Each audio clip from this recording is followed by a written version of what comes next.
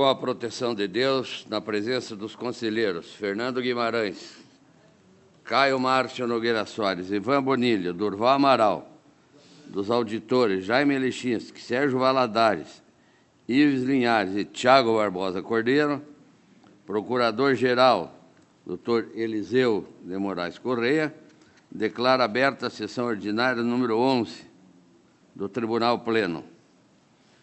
Ausente o conselheiro Nestor Batista, por motivo justificado, ficando convocado o auditor Sérgio Valadares para compor o quórum.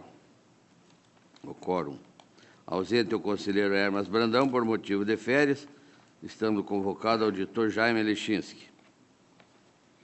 Ausente o auditor Cláudio Canha, por motivo de férias. Presente a procuradora do Estado, Amanda Corvelo Barreto. Coloco em discussão a ata de número 10, do dia 21/3, próximo passado, para homologação. Discussão. Aprovado. De acordo com o regimento interno, concedo palavra para comunicações e inclusão de processos. Senhor presidente. Conselheiro Ivan Bonilha. Gostaria de solicitar, na pauta da corregedoria, a inclusão do processo 15.6302/13, uma vez que vou relatar o inteiro teor do despacho que concedi. O processo é uma representação nos moldes da Lei de Licitações e Contratos, e a entidade é o Instituto Municipal de Administração Pública de Curitiba, o interessado, Companhia de Seguros Previdência do Sul. E também, senhor presidente, agora na pauta de conselheiro ordinário, devolvo ao conselheiro Caio Márcio Nogueira Soares os processos de número 39.8655/11, que trata de recurso de revisão interposto pelo Ministério Público de Contas, e número 91.106/12, que trata de consulta formulada pela Universidade Estadual do Norte do Paraná, de Jacarezinho. E também a devolução do conselheiro Hermas Brandão, processo 45.46.43/08, que trata de recurso de agravo interposto pela Câmara Municipal, também da Augusta Jacarezinho. E, por fim, trago em mesa para inclusão na pauta os termos do artigo 429, parágrafo 4º, inciso 6º do regimento, processo de membro do tribunal, número 13.29.216/13, que trata do período de descanso do auditor Jaime Tadeu Lechinski. Obrigado, presidente. A presidência agradece. Continua. Auditor Ives Linhares. Senhor presidente, apenas para anunciar a devolução do processo de recurso de revisão 194.920.09 ao conselheiro Nestor Batista e a prestação de contas de transferência voluntária 255.710.11 ao conselheiro Fernando Augusto Melo Guimarães. Muito obrigado. Conselheiro Durval Amaral. Informar e solicitar a devolução dos seguintes processos. Processo 142.697/12 ao conselheiro Nestor Batista. Processos 15.24.70.09 e 28.97.43/10 da pauta do conselheiro Hermas Brandão. Devidamente anotado. Continua a palavra. Designa o auditor Ives Scherpe Linhares para a relatoria do incidente de inconstitucionalidade acatado na sessão anterior, proposta em processo 63.64.463/11, nos termos do regimento interno. A palavra está livre. Para relato de pauta, concedo ao conselheiro Fernando Guimarães. Excelentíssimo senhor presidente e demais integrantes do plenário, da minha pauta, o único processo a relatar, já que os demais encontram-se com vistas, é o processo de transferência voluntária 183.341.09. Nesse caso, senhor presidente, trata-se daqueles daquelas prestações de contas na qual o Pleno, resolvendo questão de ordem, definiu como competência do Pleno a análise das prestações de contas de transferência quando envolve autoridades estadual, na qual eu e o conselheiro Ivan fomos votos vencidos em relação à competência do Pleno. Eu até poderia relatar, senhor presidente, esse processo, mas eu sei que o conselheiro Ivan também tem uns processos que permaneceu adiado para rediscussão da questão de ordem. E eu consulto o plenário se também, conselheiro, vocês não vai relatar hoje os processos, eu adio também para a discussão dessa matéria oportunamente. Esta presidência encarecidamente solicita a vossas excelências, se possível, adiamento, para melhor conversarmos e decidirmos essa questão. Senhor presidente... Conselheiro Ivan Bonilha. Vossa Excelência parece estar dotado, nessa véspera de Páscoa, do dom da clarividência. E Vossa Excelência está dotado da bondade. Auditor Sérgio Valadares. Vossa Excelência me perdoe a impertinência, porque Vossa Excelência já adiou a discussão, mas apenas aproveitando, porque esta rápida substituição é só uma questão. A transferência voluntária, eu acho que poderia ficar claro que, quando se trata a autoridade submetida ao Pleno, é apenas repassadora dos recursos, mas não a prestadora de contas. Por exemplo, o Secretariado da Saúde faz um repasse para o município. Em princípio, o prestador de contas é o prefeito. Então, isso poderia ser de competência da Câmara, a menos que, durante o curso do processo, se verifique que deve ser responsabilizada a autoridade estadual. Então, é só essa colocação. Talvez o conselheiro Fernando entendeu o que eu falei, senhor presidente? Porque vários processos das câmaras estão sendo mandados para o plenário, quando, na verdade, o prestador de contas é, por exemplo, uma autoridade municipal, apenas porque o ente repassador é estadual. Mas, nesse caso, o prestador de contas, as contas, não são da autoridade estadual, são da autoridade municipal. E, portanto, em princípio, a competência seria da Câmara, a menos que, eventualmente, se responsabilize, no curso do processo, a autoridade estadual. É apenas essa. Na realidade, o que o Pleno decidiu, conselheiro Sérgio, é que as prestações de contas, inclusive das autoridades estaduais que recebem o recurso, é do Pleno, que eu entendo que não. Né? As municipais, o Pleno manteve a competência das câmaras. Então, acho que não há discussão. Não, mas está, o que está Quando tem acontecendo, senhor presidente, responsabilização, pela ordem, senhor é a presidente. tomada de contas. Conselheiro Ivan Bonilha. Eu gostaria de solicitar ao auditor, que hoje senta à minha sinistra, que guardasse todo o cabedal de conhecimentos e a grande disposição de argumentação para a próxima sessão. Obrigado. Esgotei a pauta, senhor Conselheiro Fernando, essa presidência... Mesmo não tendo processo, eu causei polêmica, mas... Então, Não, mas essa atenção de Vossa presidência Excelência, todo o plenário. agradece a Vossa Excelência, polêmica necessária, né? Necessária, mas eu acho que esses processos, que os prestadores de contas são entidades municipais, é pacífico e tranquilo de que a capacidade é das câmaras. Conselheiro Caio Márcio, é isso? Caio Márcio, com a palavra. Ilustre presidente, conselheiro Artagão de Matos Leão, caros componentes deste plenário. Tenho um processo só, uma prestação de conta anual, número 270.849/12, do Fundo Estadual do Meio Ambiente. E o interessado é Luiz Tarcísio Mossato Pinto. Prestação de contas do exercício financeiro de 2011. A conclusão da Diretoria de Contas Estaduais, após a análise do contraditório e subsidiada pelos relatórios semestrais de 2011, elaborados pela 6ª Inspetoria, surpreendida pelo ilustre conselheiro Hermas Eurides Brandão, é de que as contas estão regulares e faz a seguinte recomendação: rever o planejamento adequando os valores à realidade, buscando otimizar os recursos, visando a eficiência e eficácia nos gastos com recursos públicos. O Ministério Público de Contas acompanha o entendimento da diretoria.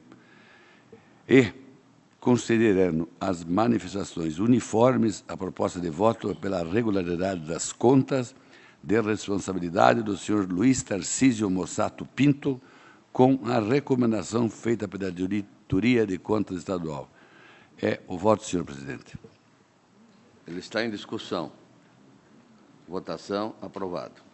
Senhor presidente, que constava na pauta, eu agradeço a atenção de Vossa Excelência e dos demais colegas deste plenário. Esta presidência agradece a Vossa Excelência e, com a palavra, o conselheiro Ivan Bonilha. Senhor presidente, demais presentes a essa sessão plenária, da pauta da corregedoria, inicialmente, eu tenho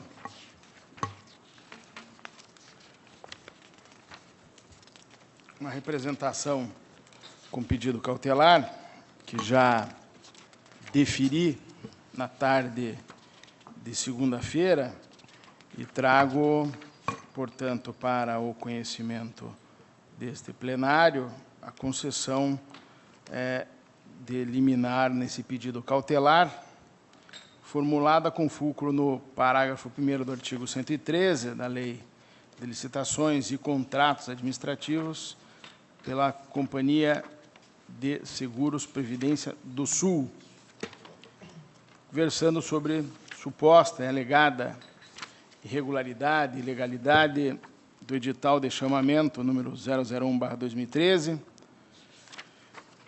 promovido pelo Instituto Municipal de Administração Pública, o IMAP, com vistas à seleção de empresa seguradora especializada em seguro de vida em grupo para firmar termo de exclusividade para a prestação de serviço de seguro de vida com os servidores do município, visando encampação de 2 apólices já existentes e com o devido registro frente à SUSEP. Termo de exclusividade terá vigência de 12 meses. O valor dos prêmios para pagos à atual contratada, se dá o exemplo aqui do mês de janeiro, foi de R$ 1.410.520,56, o que pode, se multiplicado for a quantia, levar a um contrato anual da ordem de R$ 16.926.246,72. A empresa representante se insurge contra a realização de credenciamento em detrimento do que ela entenderia ser, deveria ser processo licitatório para a contratação dos serviços. Ao cabo da inicial, requereu a concessão da liminar. A fase de habilitação do procedimento já havia sido concluída com 5 empresas habilitadas e 2 inabilitadas. A abertura dos envelopes com as propostas estava designada para o dia 25 de março, agora, última segunda-feira, às 14 horas, que, segundo informações, eu recebi em audiência o procurador-geral do município de Curitiba, já havia ocorrido no momento do deferimento dessa liminar. Por fim, destaque que o credenciamento em questão também é objeto de mandado de segurança. No juízo de admissibilidade, a representação foi recebida, haja vista o preenchimento dos requisitos incertos no artigo 113 da Lei de Licitações, bem como nos artigos 30 e 34 da nossa Lei Orgânica e 275 e 276 do nosso regimento. Como exposto inicialmente, a principal ilegalidade apontada pelo requerente é a contratação de serviços em questão por meio de credenciamento e não de processo licitatório. Com efeito, é plausível a irresignação. O credenciamento é cabível nas hipóteses que não interessa à administração a competição entre os particulares interessados na execução de uma determinada prestação.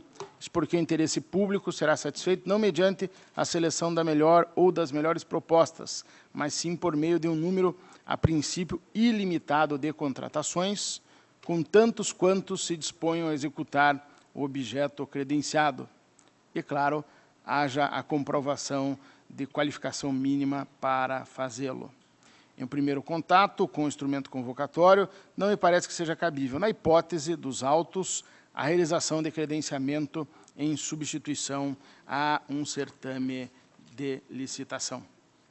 Como se depende especialmente de itens específicos do edital 2 e 9, a administração pretende selecionar apenas uma seguradora para firmar o termo de exclusividade que, ao que parece, justamente por se destinar a um único contratado, tem esse nome. A empresa representante aponta ainda outras supostas ilegalidades no procedimento ora analisado, as quais evidenciariam, inclusive, que o procedimento adotado pelo IMAP foi híbrido, não se enquadrando nem totalmente no credenciamento, nem como processo licitatório. Em síntese, poderia pontuar as situações ao número de 7, que passo, na medida do possível, resumidamente, a expor. O instrumento convocatório realmente não prevê expressamente a modalidade adotada. Quanto ao critério de julgamento, entretanto, está previsto no item 7.1, o qual estabelece que a ordem classificatória obedecerá ao critério de menor taxa de juros, menor taxa de seguros proporcionada aos servidores que aderirem à apólice. Salientando que são duas as apólices, não há especificação de como é que será feita uma ponderação da diferente taxa entre essas distintas apólices. Assim, recebi parcialmente a representação neste ponto. A ausência de comissão de constituição de comissão de licitação. Para a análise da suposta irregularidade, faz necessária a apresentação pela administração de cópia integral dos autos do processo licitatório, razão pela qual entendi prudente, neste momento, o recebimento da representação quanto a este item. Desrespeito ao prazo mínimo de 30 dias entre a publicação e o recebimento de propostas. O aviso de licitação foi publicado em 1º de março de 2013 e designou a data de 13 de março de 2013 para a entrega de documentos de habilitação e propostas, menos de 15 dias, havendo possível infração ao que estabelece o artigo 21 para o 2º inciso 2, a linha A, da Lei 8666. Por conseguinte, recebi a representação neste ponto. Exigência legal para fins de habilitação. Nos seguintes termos, há uma exigência no edital, declaração da proponente elaborada em papel timbrado e subscrita por seu representante legal, de que não há atraso em pagamento de sinistros de seguro de vida superior a 30 dias, conforme disposto em circular da SUSEP. A exigência não me parece estar concorde com o que prevê o artigo 28 a 31 da Lei de Licitações, havendo, sim, uma discussão preliminar, se é o caso de se aplicar a Lei de Licitações. Esclareço. Critério ilícito de desempate.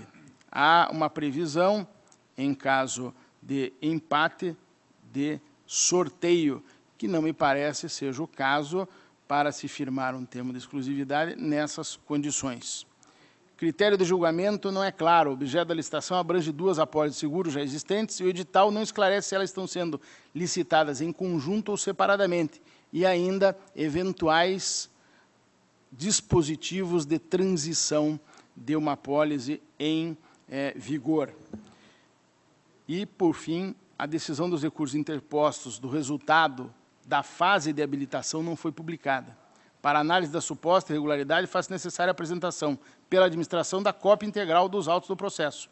Desse modo, recebi a representação quanto a esse ponto, porque não há, ao que tudo indica, ou pelo menos no que foi juntado, publicação da decisão desses recursos.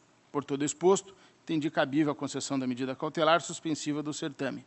A plausibilidade delegada pela representante já foi relatada.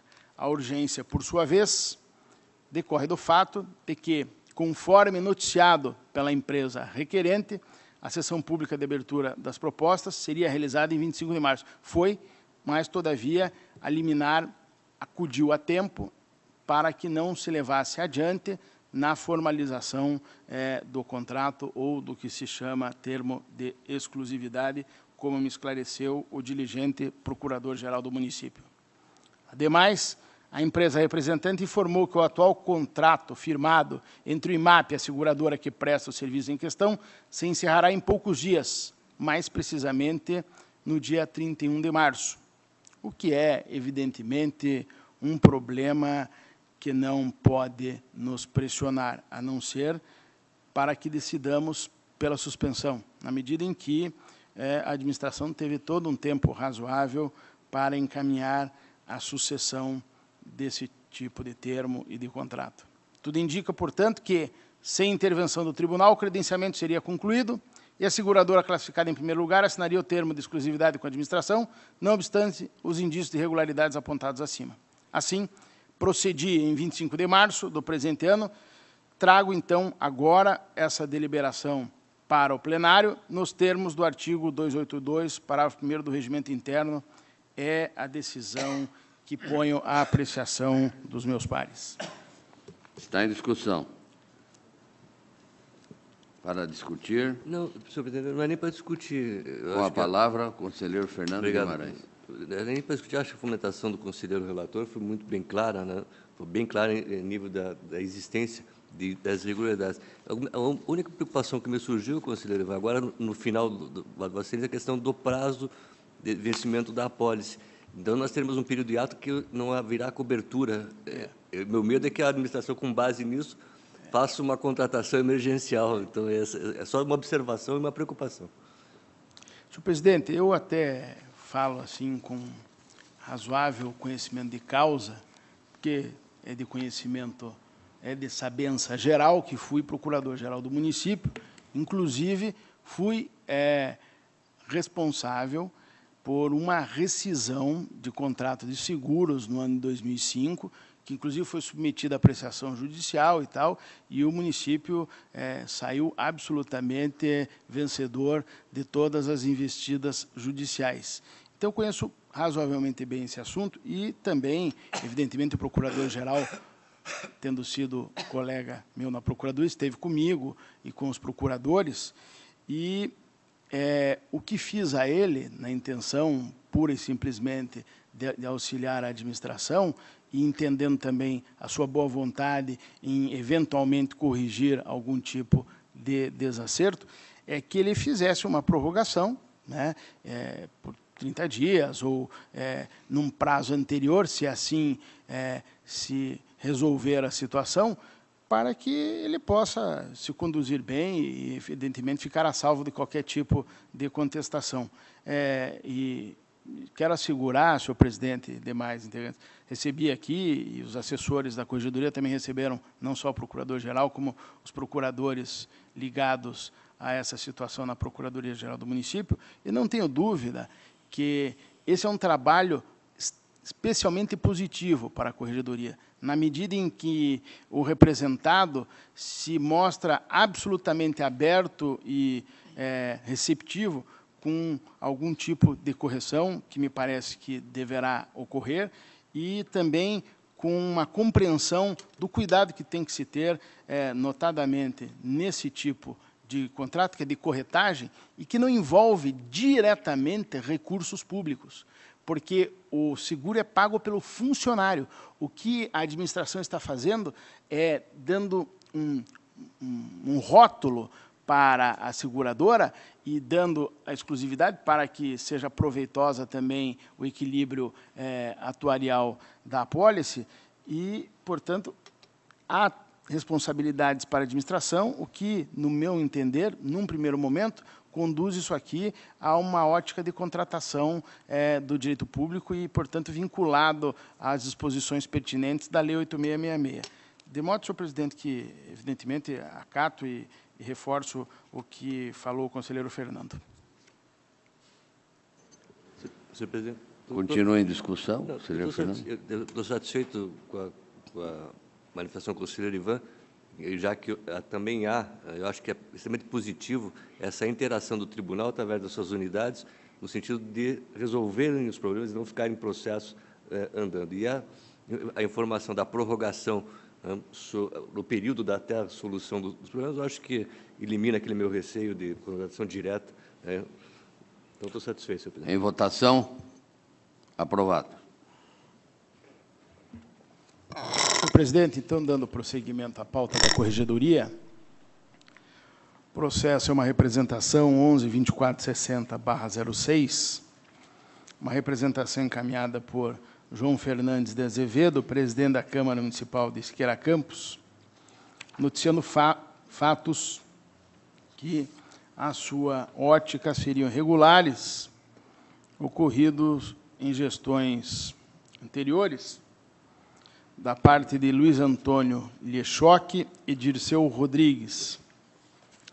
Consta da peça inicial da representação que, desde agosto de 2005, o município de Siqueira Campos vinha deixando de repassar à Câmara Municipal os valores previstos constitucionalmente em ofensa aos artigos 29A e 168 da Constituição da República, o que, evidentemente, prejudica todo o andamento e os serviços dessa Câmara.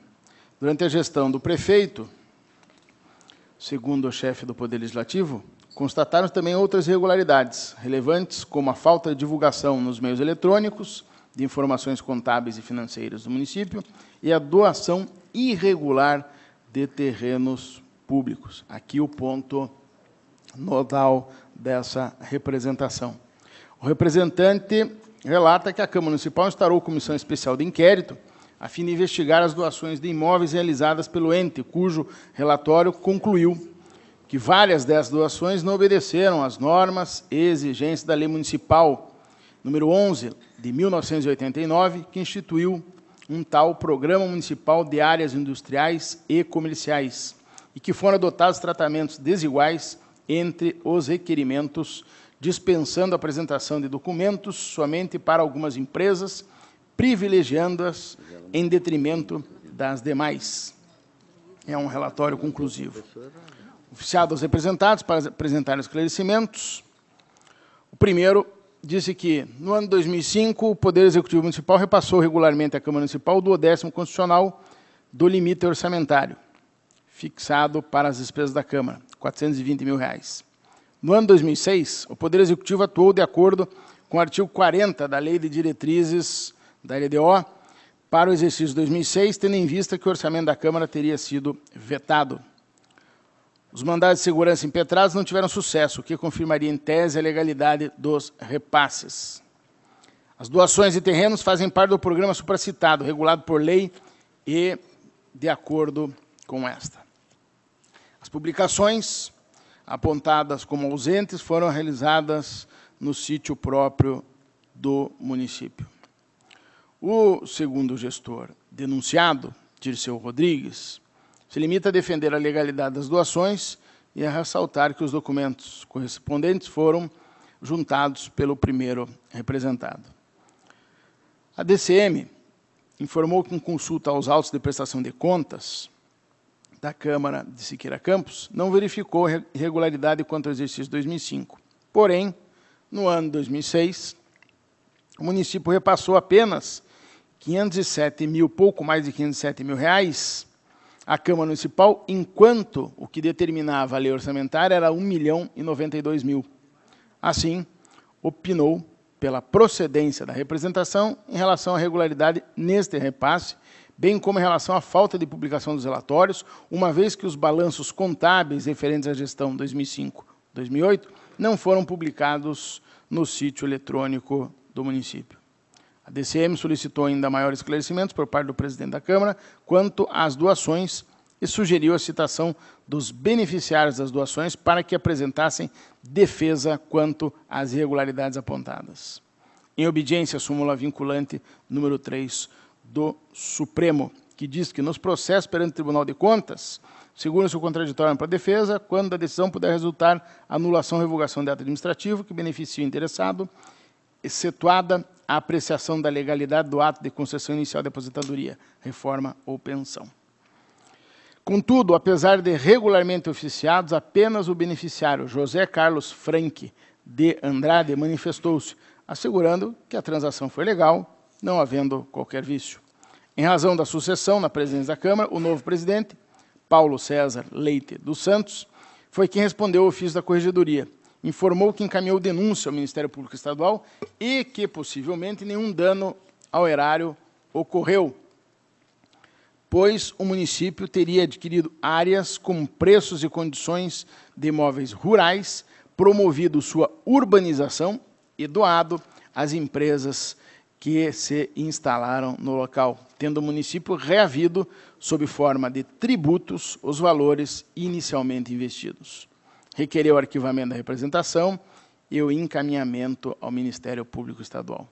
Em nova manifestação, Paulo Leite dos Santos alegou que não foi responsável pelas doações nem tinha o poder de impedi-las, que contribuiu para a elucidação dos fatos, encaminhando denúncia ao Poder Executivo Municipal para a instauração de sindicância, uma vez que entendeu que a Comissão Especial de Fiscalização e a Comissão de Sindicância apurariam pormenorizadamente os fatos, e que os fatos foram posteriormente comunicados ao Ministério Público Estadual, e que solicitou o arquivamento da denúncia por entender que os órgãos citados tomariam as providências cabíveis para investigar e esclarecer os fatos.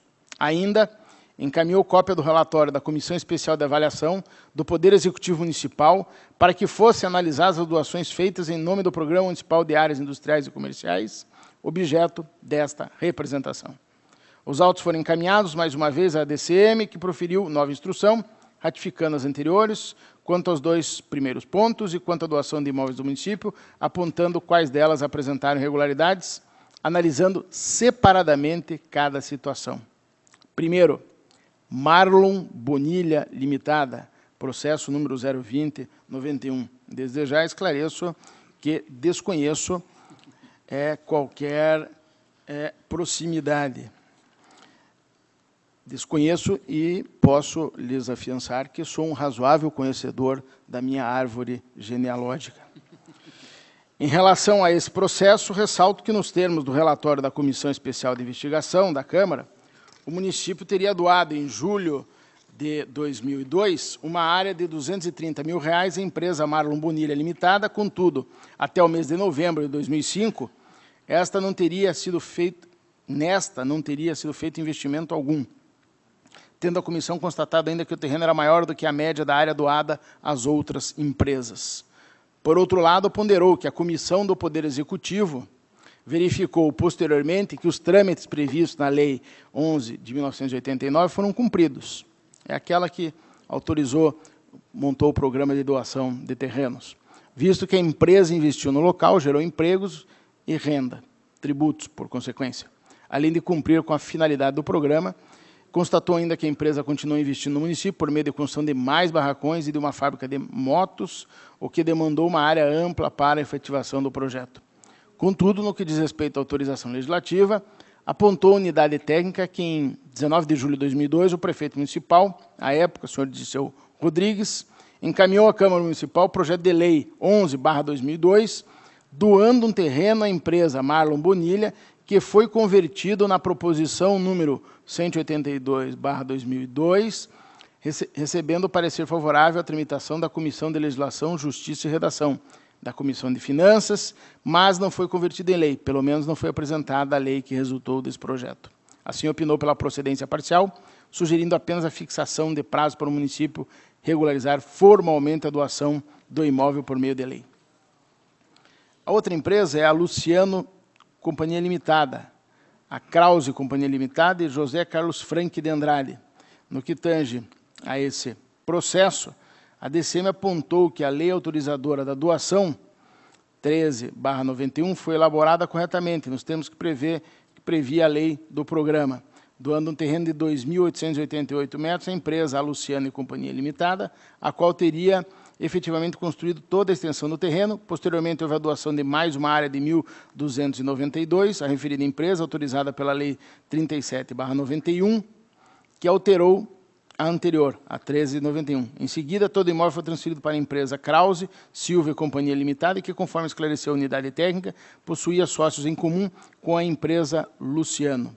Após, explicou a DCM, o imóvel foi alienado para José Carlos Frank de Andrade, com a anuência da Comissão Especial de Avaliação e do então prefeito municipal, Dirceu Rodrigues, tendo em vista o transcurso de mais de 9 anos da doação, portanto, já cumprido um requisito que havia na lei do programa, que exigia uma permanência da titularidade do imóvel por pelo menos 5 anos. A DCM destacou que a escritura definitiva de transferência do bem só foi lavrado quando da doação deste diretamente pelo município ao senhor José Carlos Franque de Andrade. Para a diretoria, não há irregularidade no fato, porque o bem juridicamente pertencia ao município, além de já ter decorrido o prazo exigido pela lei para que o bem em doação fosse vendido, qual seja 5 anos.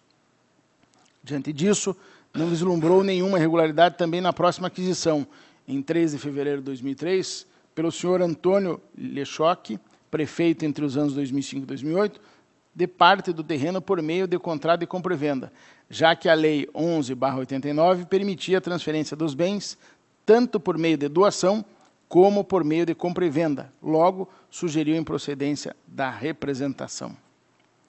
A outra empresa que foi aquinhoada com esse benefício é a Lechoski e Faustinone Limitada.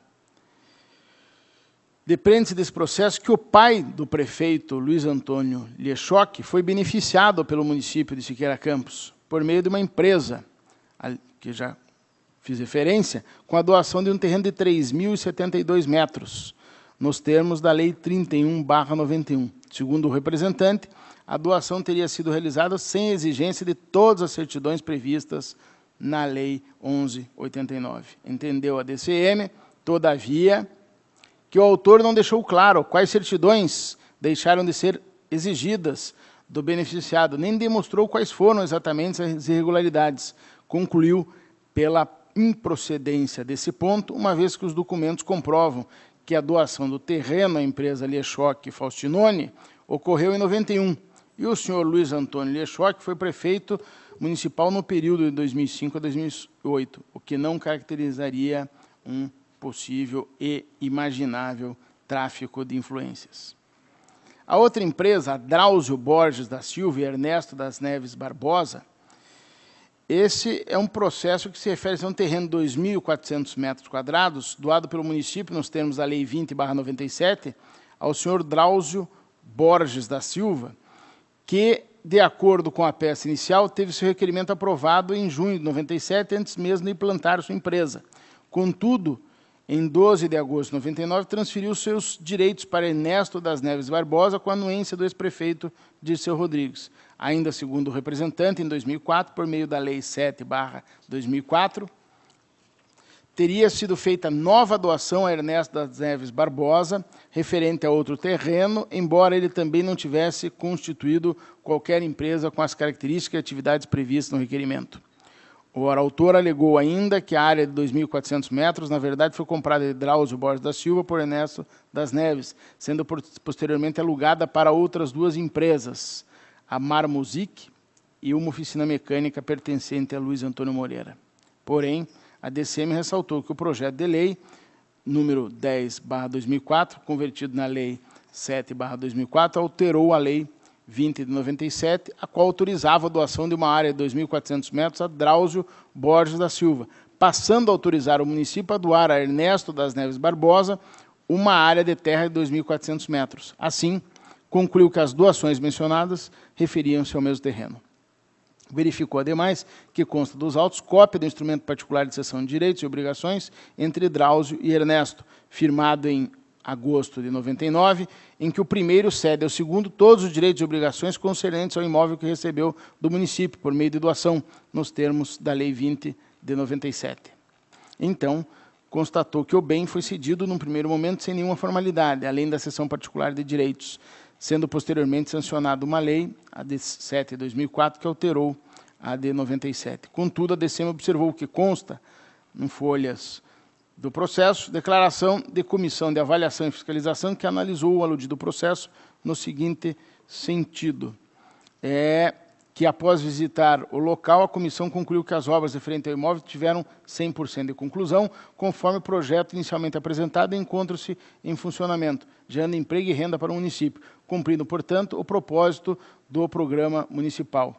Foi constatado na citada visita que o imóvel encontra-se locado a terceiros, portanto, a imediata escrituração vem a sanar a irregularidade de estar ao poder público municipal a patrocinar a exploração locativa da atividade do mercado imobiliário, razão de ser desta comissão favorável à escrituração do imóvel em favor do requerente, devendo antes apresentar documentos de constituição de pessoa jurídica. Logo, a diretoria concluiu que o imóvel foi transferido da primeira empresa para a segunda por falta de investimentos e houve efetivamente a construção dos barracões, tendo sido, ao que tudo indica, cobrado aluguel da empresa Marmosic. Assim, opinou pela improcedência da representação neste ponto, pois, ainda que por meio de terceiros, o imóvel estaria cumprindo a finalidade da lei municipal e sugeriu apenas que se determine ao município a regularização da transferência do imóvel por meio de escritura pública e maior rigor na fiscalização da destinação conferida aos bens pelos particulares, sob pena de futura responsabilização. Vilmar José Dias. Esse caso é uma área industrial que foi doada a esta pessoa por meio de uma lei de 97, de número 17, e, segundo o autor, esse não teria feito nenhum investimento no local. E depois, no ano de 2002, o terreno foi alienado para a empresa LAF, Indústria e Comércio de Equipamentos para Motocicletas, que pertenceria ao mesmo grupo econômico do beneficiário inicial, que ainda, segundo o representante, manteve o terreno em péssimo estado de conservação. Manter um terreno em péssimo estado de conservação, deixar nascer mato. Analisada a documentação apresentada pela DCM, esta sugeriu a improcedência da representação com relação a esse item, uma vez que a aludida empresa apresentou todos os documentos exigidos, bem como foi elaborada a lei autorizando a doação do terreno sem provas de outras alegações. Empresa Maxut, Indústria e Comércio de Confecções. Verifica-se que o prédio construído pelo município com a finalidade de abrigar o Centro Regional de Negócios foi concedido em comodato em favor da empresa Maxut, do empresário Dimas Diógenes Rony, com o intuito de instalar a indústria do ramo de confecções, lavanderia e logística no local. Em relação a essa suposta irregularidade do comodato, a DCM afirmou que este não configurou nenhum tipo de alienação do bem e, por isso, não importou em diminuição patrimonial para o município. Ainda houve informação de que a empresa foi notificada do encerramento do comodato, não se vislumbrando qualquer prejuízo ao erário. Assim, opinou pela improcedência. Ao final de sua instrução, a DCM opinou pela improcedência da representação quanto a esse terceiro ponto, porque entendeu que a Lei 11 de 1989 foi respeitada, sobretudo no que diz respeito à forma como as doações deveriam ser feitas e a exigência de que fosse respeitado um período para que o particular alienasse o bem e para a obtenção definitiva da escritura do imóvel. O Ministério Público, junto ao Tribunal, diverge do entendimento da unidade técnica quanto à regularidade das doações realizadas em Siqueira Campos a particulares, argumentando quanto ao mérito que esta Corte de Contas já elucidou a questão com a emissão da súmula número 01, que recomenda a utilização do Instituto da Concessão de Direito Real de Uso para os terrenos públicos. A súmula 01 do Tribunal diz da preferência pela utilização da concessão de direito real de uso em substituição à maioria das alienações de terrenos públicos, em razão da sua vantajosidade. Evidente, não se altera a titularidade. Visando fomentar a atividade econômica, observada a prévia autorização legislativa e licitação na modalidade de concorrência, exceto nos casos previstos no artigo 17, inciso 1º, a linha F da Lei 8.666, caso o bem não seja utilizado para os fins consignados no contrato pelo concessionário, deverá reverter ao patrimônio público. É essa a súmula desta Corte. Afirmou que não constam dos autos, o Ministério Público, elementos que comprovem que as doações eram a opção mais vantajosa para a administração municipal. Arguiu que as doações foram justificadas na Lei 11 de 99, porém a referida legislação precede a Lei Federal de Licitações e Contratos Administrativos, que é de 93, que, em seu artigo 17, expressamente dispõe que a alienação de bens da administração pública deverá ser devidamente justificada, precedida de avaliação e de licitação, e dependerá da autorização legislativa. Entendeu que a justificativa do município para a realização de doações com fulcro nessa legislação municipal não encontra amparo na Lei de Licitações, haja vista que o Programa Municipal de áreas industriais e comerciais, que o objetivo é garantir a oferta de terrenos, a ampliação ou instalação de indústrias e empresas, não foi abrangido pelas hipóteses previstas no artigo 17 da Lei 8.666. Ademais, diante do teor dos contratos de doação juntados aos autos, afirmou que a cláusula que obriga o donatário a iniciar a construção das instalações industriais ou comerciais no prazo máximo de 120 dias, a contar da assinatura do pacto, é um encargo e, assim sendo, a administração municipal deveria ter observado a previsão do parágrafo 4º do artigo 17 da Lei 8.666, de modo a realizar procedimento licitatório, o que não ocorreu. Observou ainda que causa certa estranheza o fato de o prefeito municipal adquirir posteriormente parte dos terrenos objeto de doação por meio de contrato de compra e venda. Reconheceu ser imprescindível a previsão pela administração municipal de políticas públicas, orientando e garantindo o cumprimento do fim pretendido com o imóvel, devendo ser comprovado que a finalidade da doação está sendo atingida, fatores esses que, segundo o órgão ministerial, não restaram evidenciados nos autos.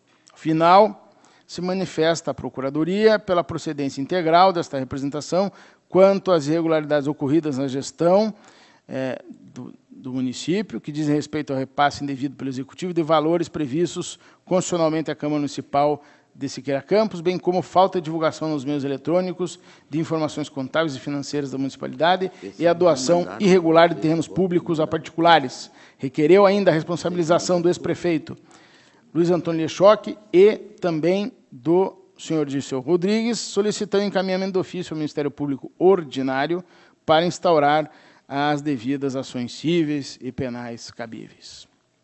A representação merece ser julgada parcialmente procedente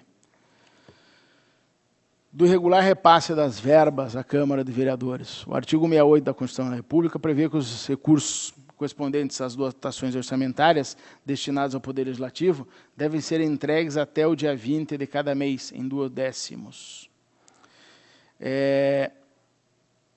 O repasse do 2/10, ou obrigação, enfim, garante a independência, a autonomia dos poderes, permitindo-lhes gerir com observância aos princípios e as leis, os seus recursos e as suas pretensões de interesse público. No entanto, depende-se dos autos que o ex-gestor municipal, o senhor Antônio Lechoque, no ano de 2006, efetuou o repasse em quantia inferior ao valor estabelecido por lei, descumprindo o mandamento constitucional e comprometendo o pagamento dos servidores e demais serviços essenciais ao funcionamento do Poder Legislativo Municipal. Conforme informa a DCM, após consultar os autos da prestação da Câmara de Siqueira Campos, foi estipulado para o ano de 2005 que o repasse deveria ser de R$ 420 mil, tendo o Executivo superado esse limite ao transferir a quantia de 465. E, em 2006, o contrário. Previu um valor de R$ 1.092 e repassou R$ 507 mil. Isto posto, tem-se que o repasse a menor do 2/10 à Câmara Municipal violou o princípio da independência dos poderes e causou prejuízo ao Poder Legislativo, restando indiscutível a ilegalidade do ato praticado pelo senhor Luiz Antônio Lechoque e, consequentemente, procedente a representação em relação a esse ponto. Há que se privilegiar e se prestigiar a lei orçamentária e a seriedade que se deve exigir na confecção do orçamento público para, de uma vez por todas, desmentir a acusação de que se trata de mera peça de ficção jurídica, orçamentária e legislativa. Da falta de divulgação nos meios eletrônicos de informações contábeis e financeiras do município. Verifica-se que não foram realizadas as divulgações necessárias nos meios eletrônicos, desrespeitando o princípio da publicidade e da transparência. A DCM observou os balanços contábeis referentes à gestão 2005 a 2008 realmente não foram publicados no sítio eletrônico de Siqueira Campos. Deste modo, é inevitável concluir pela procedência da falta cometida e reconhecida. No que tange à ausência de publicação em meios eletrônicos dos balanços contábeis do município, tendo em vista a violação ao artigo 48 da Lei Complementar número 101 e ao princípio da publicidade. Diante disso, cabível a aplicação de 3 multas, uma para cada ano, ao ex-prefeito Luiz Antônio Lechoque. É o que se chama de continuidade delitiva. nos termos do artigo 87, inciso 4º, linha G da Lei Orgânica do Tribunal, corresponde às omissões ocorridas nos anos 2006, 2007 e 2008. No tocante à falta de publicação ocorrida em 2005, não há que se falar em aplicação de multa, uma vez que o fato se refere a período anterior à Lei Orgânica desta Corte. Doação de terrenos públicos. A representação no que se refere a esse item é parcialmente procedente, uma vez que as doações de terrenos públicos a empresas particulares realizadas pelo município de Siqueira Campos, com o intuito de implantar o programa municipal, apresentam diversas irregularidades. Sabe-se que, com muita frequência, os municípios lançam mão desse instituto de doação de bens públicos como forma de estimular, atrair o crescimento da economia local e gerar empregos para a população do município e de regiões vizinhas. Todavia, a doação não é a figura mais apropriada para fomentar o desenvolvimento da indústria e do comércio local, pois esse instituto retira definitivamente o bem do patrimônio público, com a intenção, como a intenção do município é ceder terrenos às empresas como forma de estímulo a essa atividade econômica. O instituto mais adequado a ser utilizado seria o da concessão de direito real de uso, que foi criado por decreto-lei no ano de 1967 e, como já decidiu esta Corte de Contas, se afigura como sendo a melhor trilha a ser seguida.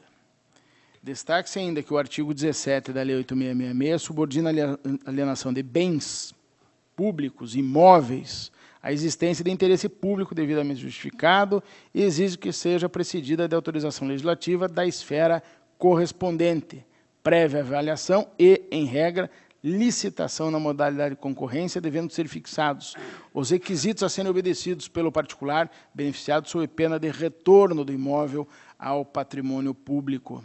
Ocorre que as doações, ora questionadas, foram dadas sem observância de alguns dos requisitos supracitados.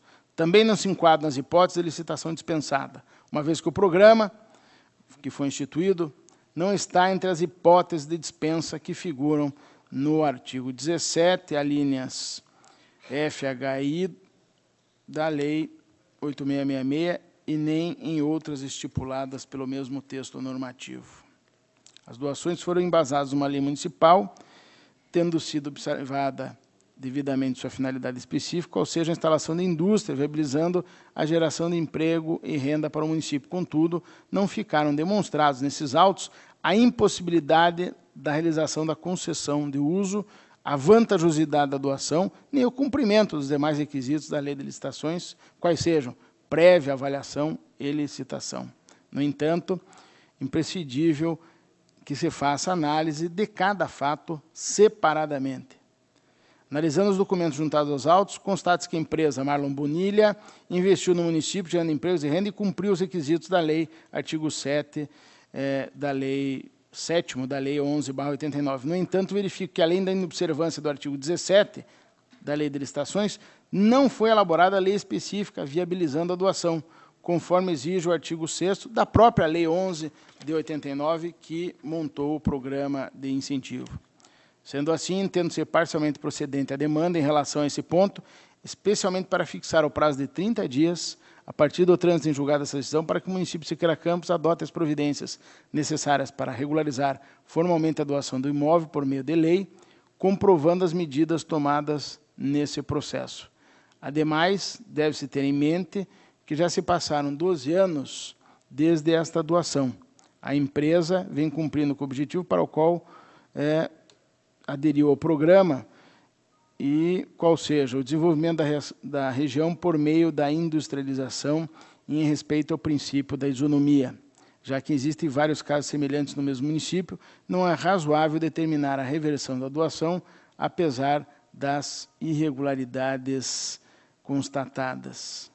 Não é possível realizar a reversão da doação, mas é possível realizar uma alteração do instituto jurídico utilizado.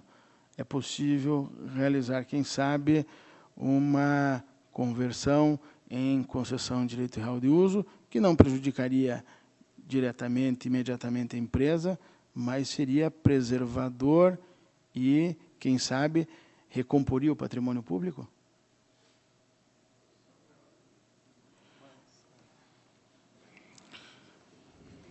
Prossigo. Eu debato comigo mesmo.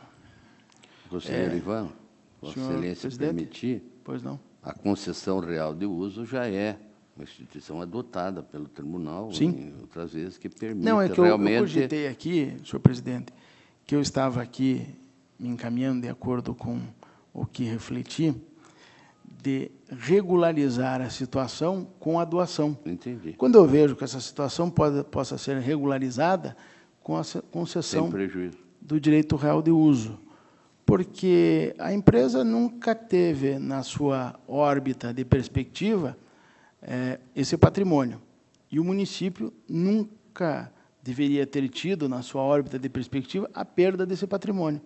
De modo que me parece que apontar para uma regularização através de concessão de direito real de uso não me parece que violaria algum direito da empresa.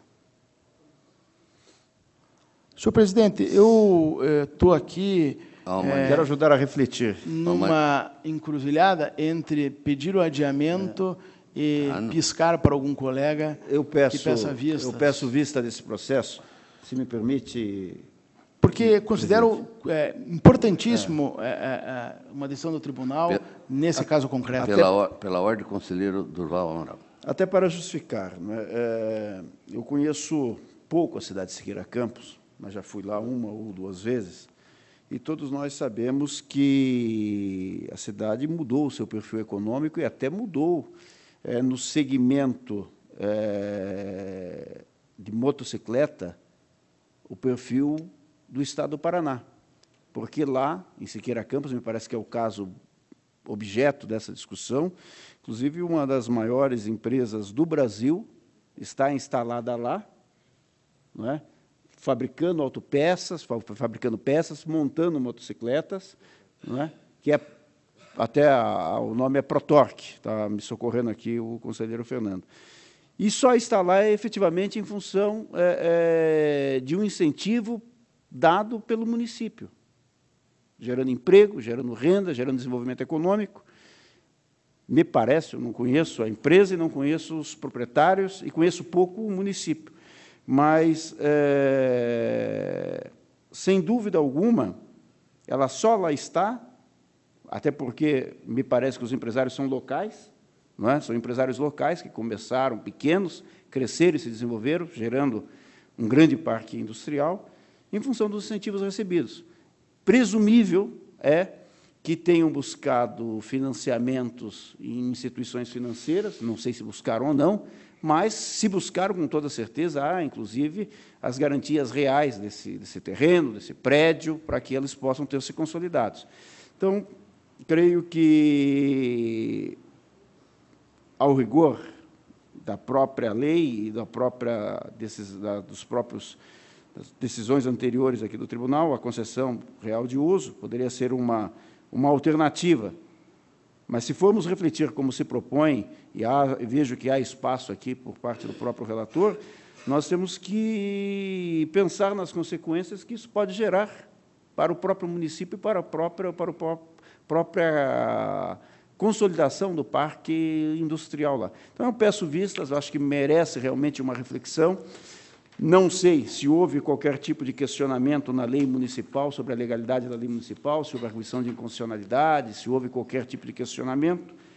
Acho que assiste muita razão quando o relator fala que não há uma lei municipal, mas não há uma lei específica autorizando a doação para cada um dos empreendimentos que lá foram sendo agregados ao longo dos anos. Então, Vista. Concedido. Concedido ao conselheiro Durval Amaral. Pela ordem, conselheiro Fernando Guimarães. Na realidade, eu estava aguardando o relato do conselheiro Ivan, até para fazer só um comentário em relação a uma consulta que tramita na casa, que é sobre as dificuldades da concessão de direito real de uso. Eu não estou defendendo nenhum modelo ainda. Quando há um programa de investimento financiado, onde as instituições financeiras têm algumas dificuldades de aceitar como hipoteca de primeiro grau, de segundo grau, quando é concessão, e poderiam como doação com encargos. Então, é só para... eu sei porque, como presidente, eu encaminhei essa consulta feita pela Secretaria de Indústria e Comércio, e acho que é o conselheiro Nestor, que é o relator, e onde já pretende discutir também essa questão da concessão. Não estou defendendo nenhum modelo, só estou dando um esclarecimento. Senhor relator, com a palavra. Senhor presidente, apenas para, evidentemente, reforçar o que disse o conselheiro Durval e o conselheiro Fernando agora, que já traz uma outra discussão, até que ponto um programa que incentiva a instalação de indústrias pode também se estender para ser um programa que ofereça lastro para empréstimos de instalação de indústria. Uma situação bem complexa e que não terá, por certo, reflexo só no município de Siqueira Campos, que, como bem disse o conselheiro Durval Amaral, foi, lá no ano de 89, foi um dos pioneiros na busca, na atração de indústrias, através de uma planificação, de uma razoável, né, ainda inicial planificação de atração de indústria. Eu sei porque é mais ou menos da minha região, né, muito embora nem conheça os Bonilhas aqui aquinhoados com essa vantagem de Siqueira Campos, quanto mais, senhor parentes. Até para explicar, Bonilha é um sobrenome razoavelmente comum no interior de São Paulo. Aqui no Paraná há uma dificuldade. E há Bonilhas que também usam esse nome sem sequer tê-lo na certidão de nascimento, como o caso de um ex-vereador na segunda cidade do Estado. Então, senhor presidente, acho prudente essa análise que será feita pelo conselheiro Durval, que permitirá análise por todos nós. Vossa Excelência continua com a palavra, é o relator. Dando prosseguimento à pauta, sem mais delongas, processo 652635/10, trata de representação formulado pelo juízo da 2ª Vara do Trabalho de Foz do Iguaçu, apresentando cópia de sentença proferida em reclamatória trabalhista, ajuizada por Vinícius Espricigo, em face do município de Santa Terezinha de Itaipu e da Agência de Desenvolvimento Educacional e Social Brasileira, a Desobras. Consta da decisão que o reclamante foi contratado... Senhor presidente, só uma questão de ordem, se conselheiro, você me permite. Nesse caso, eu gostaria de declarar meu impedimento pessoal, não em conteúdo da matéria, mas em função do representado, e eu declino de foro íntimo. Convoco... Foro íntimo? É foro íntimo. Então é suspeição. Suspeição. Na verdade, eu não tenho, né, mas comentários do representado no Estado do Paraná me colocam como se fosse um perseguidor do responsável. Então, prefiro, para evitar comentários maldosos, que já não basta que eu já tenho. Vossa Excelência tem esse direito, convoco o auditor Tiago Barbosa. Senhor presidente, então, prosseguindo, consta da decisão que o reclamante foi contratado a partir de termo de parceria celebrado entre o município de Santa Terezinha e Itaipu e a Desobras, visando a execução do programa Apoio Administrativo, Asseio e Limpeza, na função de jardineiro, tendo executado trabalhos na área de limpeza, higiene e conservação em vias públicas do município até janeiro de 2009. O outro juízo entendeu ser ilegal a contratação de OCIP para os serviços já citados, porque, considerados atividade e meio, admitindo a terceirização, a finalidade da OCIP era distinta daquela para a qual estava sendo usada. Diante disso, condenou solidariamente o município ao pagamento de ticket de refeição, hora extra, multa, FGTS, além de encaminhamento de representação ao tribunal para as medidas que ora estão sendo desenvolvidas. Devidamente citados, o município e a pessoa da prefeita atual, Ana Maria Jacinto, e do prefeito, à época, aduziram as defesas em síntese, que o processo já está definitivamente arquivado em decorrência do pagamento pela Desobras ao reclamante em razão do acordo entre eles celebrado, não acarretando nenhum prejuízo financeiro ao erário. Que o tema de parceria não afronta o dispositivo constitucional 37.2, que exige a realização de concurso público para investidura em cargo ou emprego público, pois a consecução dos objetivos constantes do termo não implica em atividades ligadas diretamente à finalidade do município, que a atividade é abrangida pela parceria, enquadra no artigo 3º, inciso 4º da Lei 9790/99, que prevê a criação de OCIP para a defesa, preservação e conservação do meio ambiente e promoção do desenvolvimento sustentável, e que as atividades do artigo 3º, supracitados, não são consideradas atividades típicas de Estado. Que que o município entendeu ser legal e legítima a contratação por termo de parceria e sob o regime da lei federal, embasado nos critérios de conveniência e oportunidade. A DIJUR concluiu que o OCIP exerceu atividades para a qual não foi prevista sua criação, atuando como mera intermediadora de um contrato de trabalho, o que é proibido pela súmula 331 do TST, sustentou que não existe a possibilidade de criação de OCIP para a terceirização de serviços e, ainda que houvesse a terceirização, mediante a contratação de empresa prestadora de serviços, deveria ter havido procedimento licitatório. Opinou, assim, pela procedência da representação e pela aplicação da penalidade prevista no artigo 87, inciso 4º, a linha G, da Lei Complementar número 113/2005, ao ex-prefeito, senhor Cláudio Eberhard, e a atual prefeita do município de Santa Terezinha. O Ministério Público corroborou o entendimento exarado pela DIJUR, ressaltou que o município, ao firmar contrato de parceria com a CIP, infringiu o artigo 37, inciso 2, do texto constitucional, incorrendo na contratação sem concurso público, bem como o inciso 21 desse mesmo artigo, que determina a realização de licitação para a contratação de serviços terceirizados, pois entendeu que o serviço de limpeza e conservação, objeto do programa Apoio Administrativo à CEI Limpeza, não se enquadrava em nenhuma finalidade prevista para as OCIPs, nem mesmo na descrita no artigo 3º da Lei 9790, qual seja defesa e preservação do meio ambiente e promoção de desenvolvimento sustentável. Assiste razão a DIJUR e ao MP, merecendo ser julgada procedente a representação. Termo de parceria firmado entre o município e a Desobras tinha por finalidade a formação de vínculo de cooperação para a prestação de serviços de apoio no programa Apoio Administrativo, Asseio e Limpeza, cuja função era a execução de trabalhos na área de limpeza, higiene e conservação. Com efeito, entre as hipóteses de terceirização lícita previstas na súmula do TST, a 331, estão as atividades de conservação e limpeza e os serviços especializados ligados à atividade meio do tomador. Contudo, apesar da atividade exercida pelo reclamante, jardinagem, ser considerada atividade meio, viabilizando a terceirização, o que ocasionou a ilegalidade no presente caso, foi o ente para o qual os serviços foram terceirizados, bem como a forma como isso ocorreu. Ora, o município, na gestão do ex-prefeito, contratou trabalhadores por meio da Desobras, as quais permaneceram vinculados ao município, desvirtuando a finalidade do Instituto da Terceirização, que é justamente não fazer perenizar qualquer vínculo. Conforme indicou a dota decisão de procedência proferida pela reclamatória trabalhista, em análise, a Desobras se presta unicamente a atuar como intermediadora, apenas administrando a mão de obra colocada à disposição do município, ou pelo município, o que é mais grave ainda, o que é repudiado pelo direito.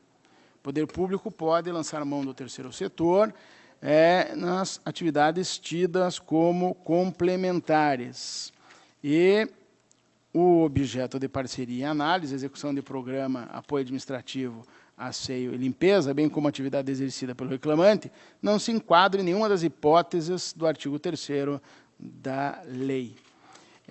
Ainda que fosse realmente o caso de terceirização lícita, seria indispensável a realização de prévio procedimento licitatório, o que também não ocorreu. Outro ponto que merece ser mencionado é a ausência de fiscalização por parte do município em relação ao termo de parceria, notadamente cumprimento das obrigações trabalhistas por parte do parceiro a Desobras. Diante do exposto, pelo conhecimento e procedência da denúncia, da representação, para responsabilizar o senhor Cláudio Dirceu Eberhard, devido à celebração do termo de parceria com o objetivo de terceirizar indevidamente mão de obra e, por conseguinte, decido pela aplicação de multa prevista no artigo 87, inciso 4, linha G, da Lei Orgânica, a este gestor municipal, no valor de R$ 1.382.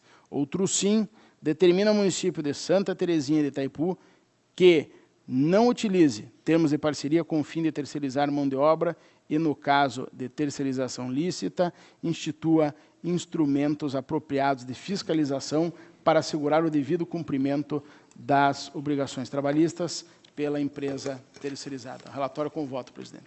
Está em discussão. Vai que eu não te convoco mais. Auditor Tiago.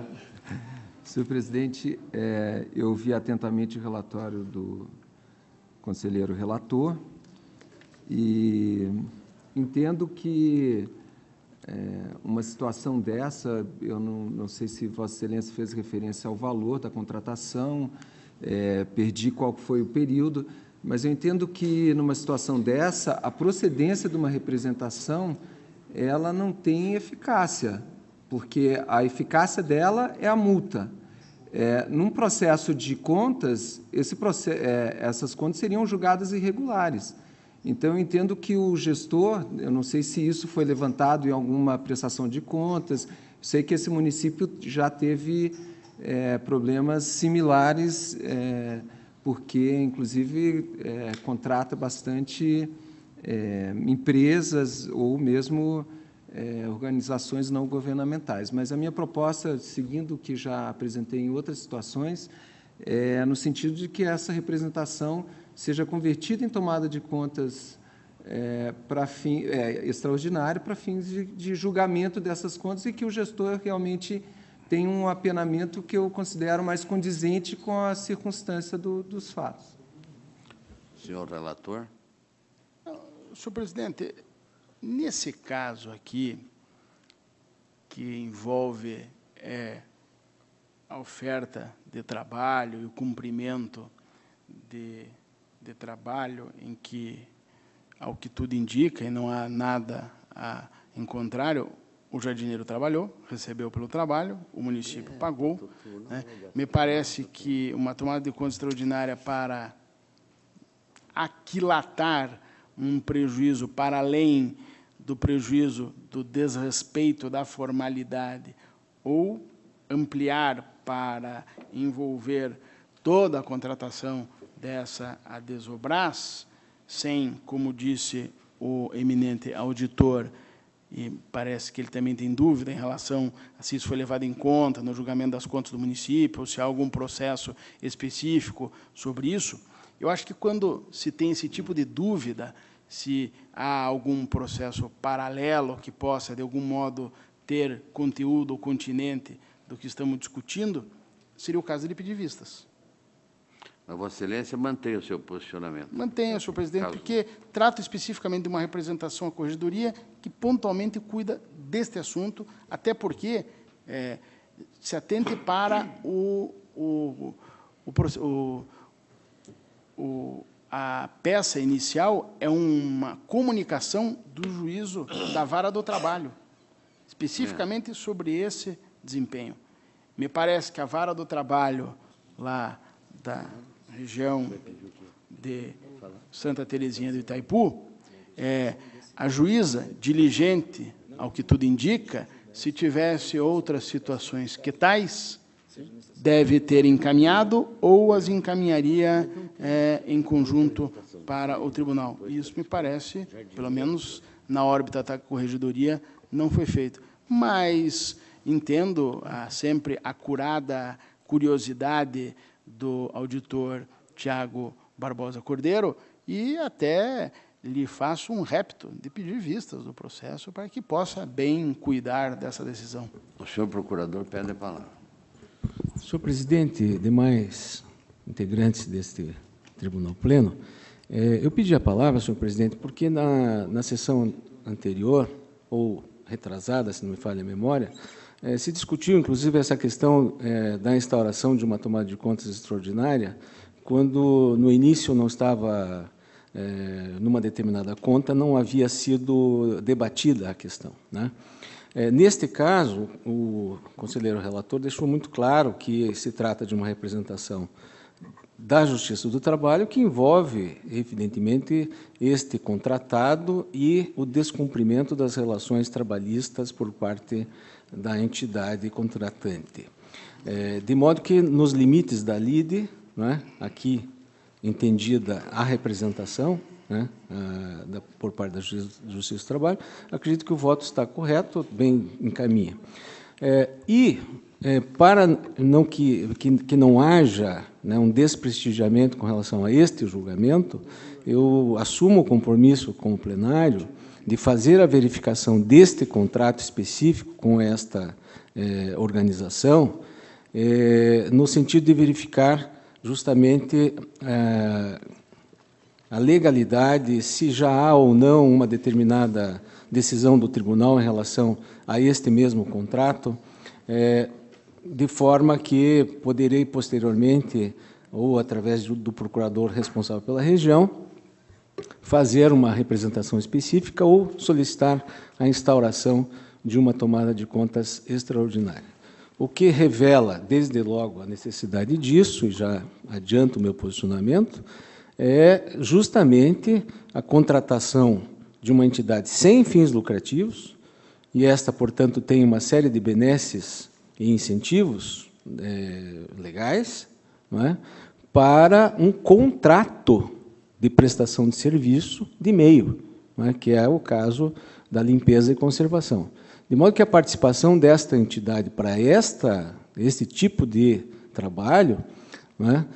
Inclusive, fere a isonomia com relação às empresas próprias, não é? Para fazer o serviço de asseio e conservação. Inclusive, há um julgado do TCU, não é? Que justamente retira de um processo licitatório a participação dessas empresas não governamentais, porque justamente elas entram num processo de disputa já com vantagens em relação às demais empresas. Não fora também o próprio objeto que uma ONG ela não tem como finalidade prestar serviços que são do segundo setor, digamos assim, o setor comercial, industrial, etc. Né?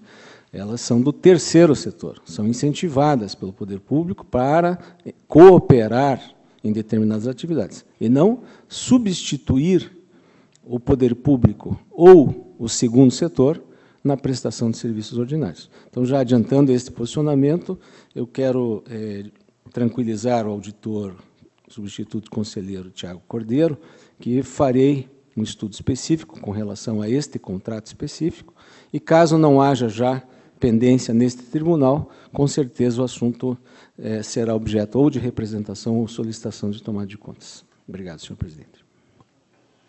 Senhor presidente, apenas fico bastante feliz com a iniciativa do outro procurador-geral, mas gostaria apenas de fazer alguns comentários. Eu entendo que, realmente, nos limites do processo, o senhor corregedor está atuando de acordo, mas, a partir do momento em que o tribunal é informado de uma situação, eu entendo até que a própria instrução do processo já deveria se preocupar em verificar a amplitude das consequências daquele fato que está sendo relatado na representação. Então, ao meu ver, eu entendo que a instrução deveria já verificar essa situação e não deixar isso tanto para a Corregedoria quanto para o Ministério Público de Contas. Então, é a minha posição pessoal, entendo que o tribunal não pode também ficar limitado àquela porção que foi informada, porque ele tem que ter uma visão mais ampla, mais profunda dessas implicações dos fatos que são relatados. Mas, com a colocação, com o compromisso do Ministério Público, eu vou acompanhar, então, o voto apresentado pelo relator.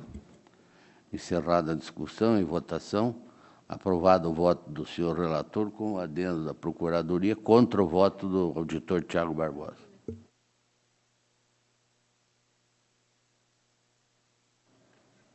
Senhor presidente, dando prosseguimento agora à pauta de conselheiro, eu tenho o processo 13.29.26/13, interessado Jaime Tadeu Lichinski, pedido de concessão de férias do excelentíssimo auditor, referente ao exercício 2013, para serem usufruídas 19 de abril a 17 de junho deste ano. Instruções absolutamente favoráveis, que me conduz a concluir, junto com votos de boas férias, pelo deferimento das férias de 60 dias do exercício 2013 para o requerente. É o relatório com voto.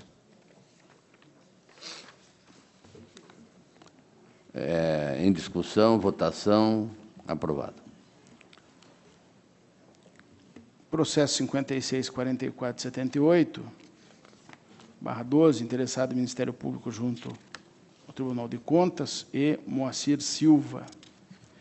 O recurso de revista interposto pelo MP em face do Acórdão 2241/12 da Segunda Câmara, que julgou regular a prestação de contas de transferência voluntária recebida pelo município de Umuarama da Secretaria de Estado da Educação, referente ao exercício financeiro 2010, tendo por objeto transporte escolar, cujos recursos repassados no valor de R$ 832 foram integralmente devolvidos ao órgão repassador em face da não execução do convênio. Suas razões, o MP foi para a reforma, o argumento de que a não execução do objeto do convênio caracteriza desvio de finalidade a ensejar a irregularidade das contas, nos termos do artigo 16 da Lei Complementar do TC. Além da imposição de multa administrativa ao gestor, invocou também precedentes ou precedente desta Corte, como o Acórdão 2480, de relatoria de Cláudio Augusto Canha. O recurso de revista foi recebido pelo despacho 1925/12 do excelentíssimo conselheiro Nestor Batista e encaminhado para distribuição. De acordo com os trâmites regimentais, determinada a intimação do recorrido para apresentar contrarrazões, seguindo após a DAT e o MP para manifestação.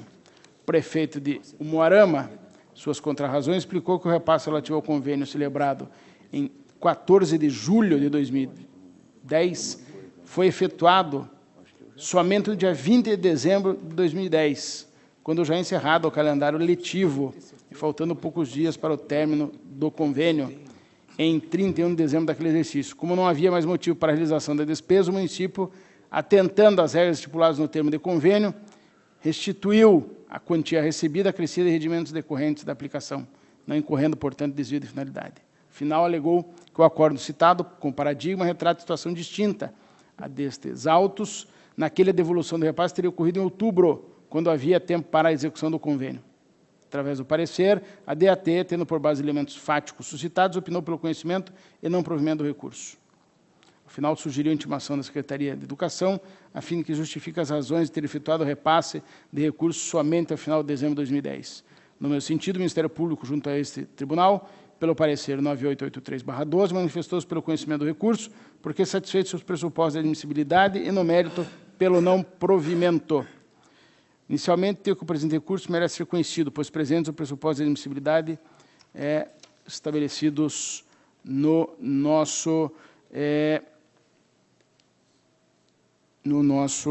regimento. Senhor presidente, eu até aqui uso invocar um testemunho do conselheiro Durval Amaral, que comigo compôs, por um breve período, a equipe do governo que assumiu em 2011. Nós nos deparamos, naquele início de governo, com inúmeras situações, não sei, talvez chegando à beira de centenas, de convênios que foram entabulados ali com muita pressa, né? E me parece que a burocracia do Estado, não acostumada com esse ímpeto do governante e com essa avalanche de procedimentos, meio que se atrapalhou. E por culpa não dos municípios, mas da burocracia. E quando se fala em burocracia, a culpa meio que se espraia, como se fosse, meio que se dispersa. E vimos vários convênios, né, em que os repasses foram efetuados a destempo, ou num tempo que não mais podia acudir à finalidade inicial, e não por culpa do administrador que recebeu os recursos, mas daquele que repassou mas, mais uma vez falo, não exatamente daquele que figura como titular de estar oferecendo o dinheiro, mas toda a burocracia. Senhor presidente, aqui vou usar até contrariar o que inicialmente havia estabelecido a minha assessoria, porque seria, de certo modo, ignorar o que testemunhei ao vivo e a cores, e que julgo com a maior tranquilidade não foi produzido por desídia, negligência de quem, no final das contas, acabaria sendo penalizado. Quando, na verdade, se deve a uma atabalhoada condução do governo num período visivelmente de transição daquele que foi eleito e daquele que ainda será eleito ou que tomará posse. Então, senhor presidente, com todo o respeito às indicações das unidades técnicas, mas aqui fica patente que o recurso foi recebido no momento no qual sequer ano letivo havia. E, portanto, me parece que ordenar a devolução de R$ 832 ao órgão repassador, ao município, ou o senhor Moacir Silva aqui como responsável, não me parece a melhor condução, a melhor ponderação desse feito sob minha relatoria. É o relatório com o voto, presidente. Está em discussão, votação, aprovado.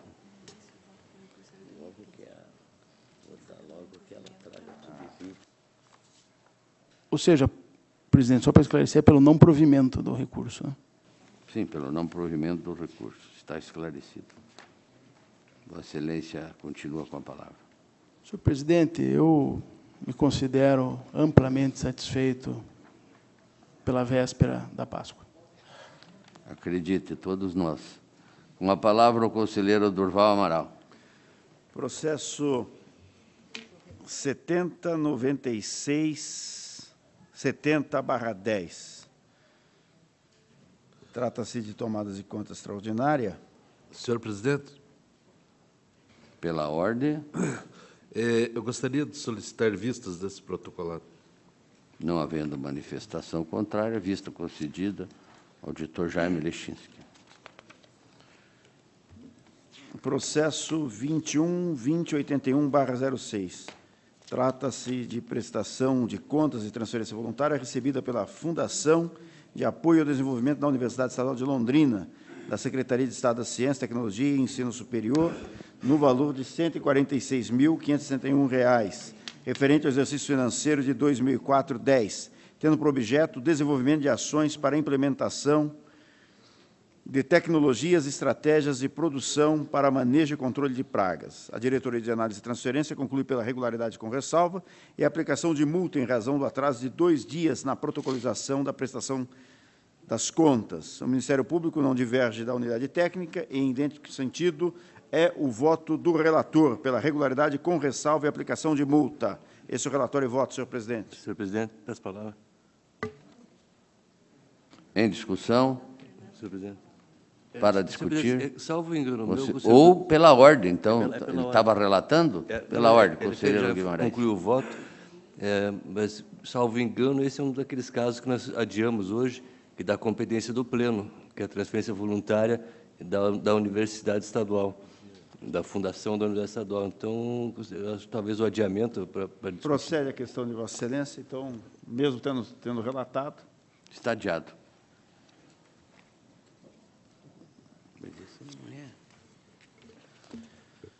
Processo número 308830/11, eu solicito que continue adiado, já se encontra.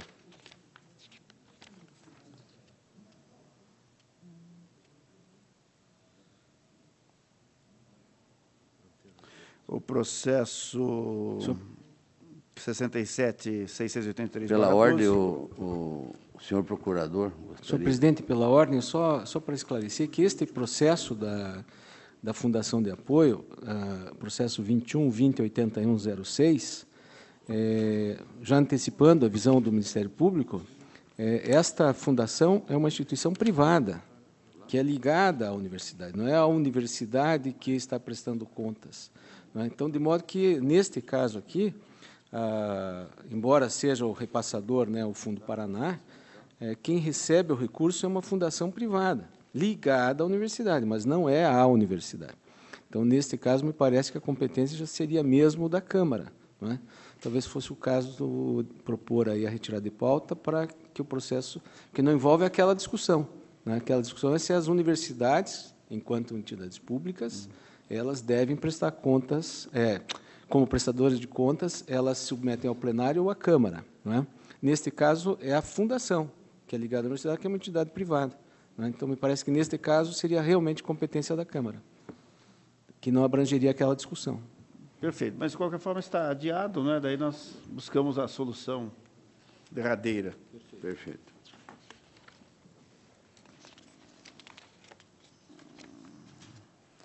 Processo 17.2286/12. Trata os autos de prestação de contas da Secretaria de Estado da Indústria, do Comércio e Assuntos do Mercosul, relativo ao exercício 2011. A Diretoria de Contas Municipais, compartilhando o posicionamento apresentado pela 5ª Inspetoria, conclui pela regularidade das contas com ressalva em relação aos achados da fiscalização, constante no item 7 do relatório 2 do segundo semestre de 2011, que trata de licitação irregular e ou erros nos procedimentos. O Ministério Público, após esclarecimentos prestados pela Inspetoria de que a ausência de protocolo de comunicação de irregularidade não foi efetuado em razão do procedimento de inexigibilidade de licitação ter sido motivo de conversão em ressalva após as justificativas, opinou pela regularidade das contas, com a expedição de recomendações, consoante disposto no relatório de inspeção do segundo semestre da 5ª Inspetoria. Diante do exposto, acompanhando a Diretoria de Contas Estaduais, voto para julgar regular a presente prestação de contas com as ressalvas propostas. É o relatório e voto, senhor presidente. Está em discussão. Votação. Aprovado. Senhor presidente, a minha pauta está cumprida. Agradeço. Esta presidência que agradece a Vossa Excelência. E para o relato da pauta, passo a palavra ao auditor Jaime Lechins.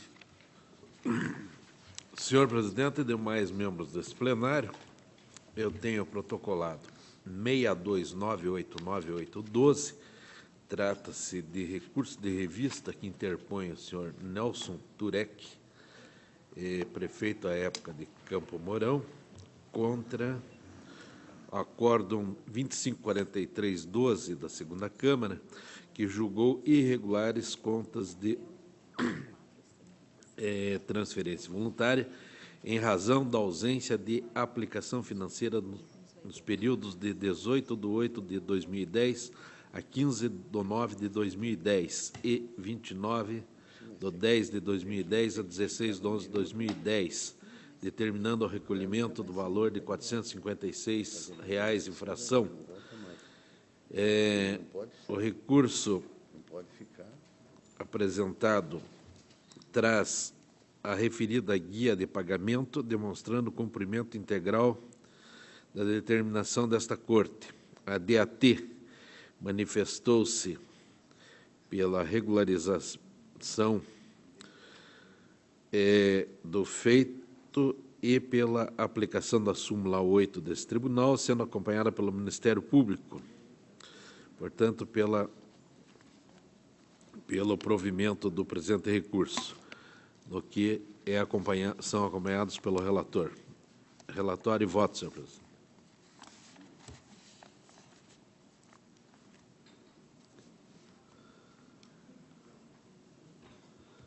Pelo provimento do recurso.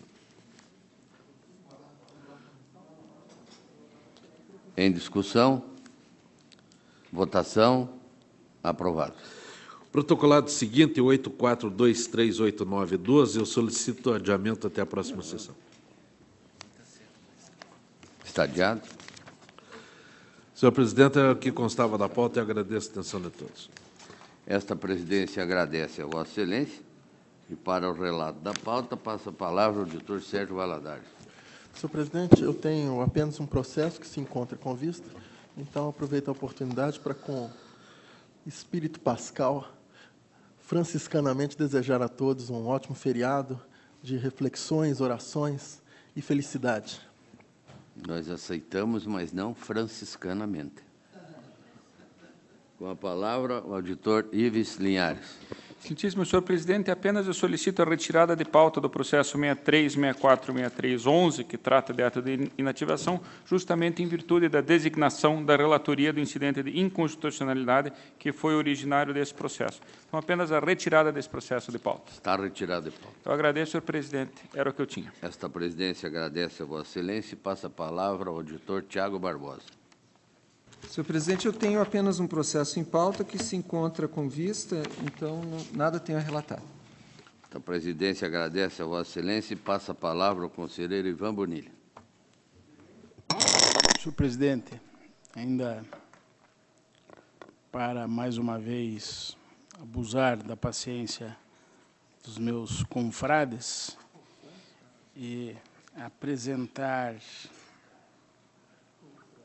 o relatório de transparência e informação social da Corregedoria e a consolidação dos dados estatísticos que foram distribuídos a todos os conselheiros, aos auditores e aos procuradores, e se encontrará divulgado no sítio, na internet do Tribunal de Contas, e ao que aproveito para apenas fazer referência ao desempenho dos órgãos julgadores, especificamente a primeira Câmara, a primeira e a segunda Câmara e o Pleno, que nesse primeiro bimestre de 2013, a primeira Câmara recebeu